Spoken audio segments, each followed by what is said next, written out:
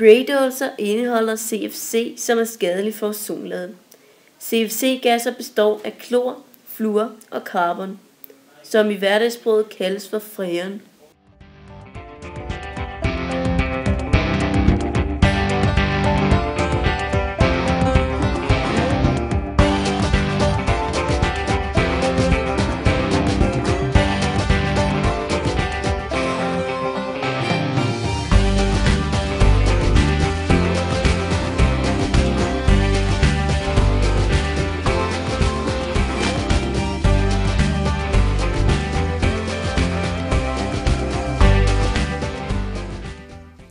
Goddag og velkommen til Fysik News. I dag besøger vi professor Carla Eskildsen.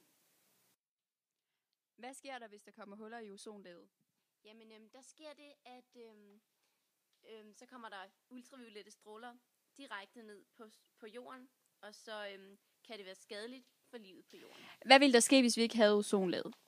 Jamen, der vil ske det, at alt liv og alle mennesker vil dø, fordi de ultraviolette stråler vil slås ihjel. Hvor langt væk fra jorden er ozonlaget?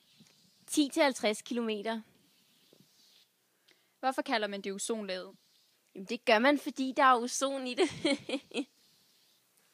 Hvad er ozon? Det er, når et almindeligt iltmolekyle sætter sig sammen med et oxygenatom og bliver til O3, som er den kemiske betegnelse for ozon. Tak for det, Carla. Jamen, du vil da gerne forstyrre en anden gang.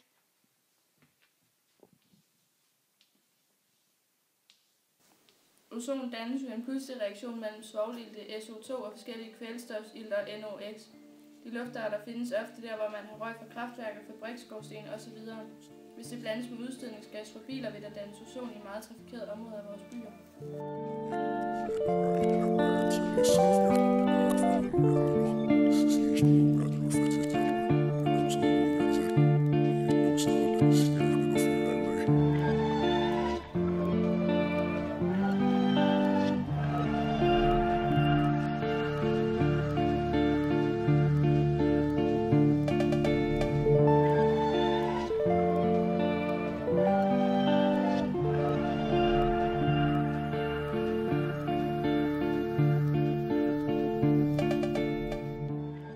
Ozonlaget er for jorden, som solcreme er for os mennesker, da det beskytter os mod ozonens ultraviolette stråler. For nogle år siden opdagede man, at der kunne komme huller i ozonlaget. Der er nogle steder, hvor ozonlaget er blevet tyndere, altså ødelagt, fordi det blev så skadet. Så engang kunne man være ude mellem kl. 12 og 15, men det kan man ikke nu, fordi det er ødelagt.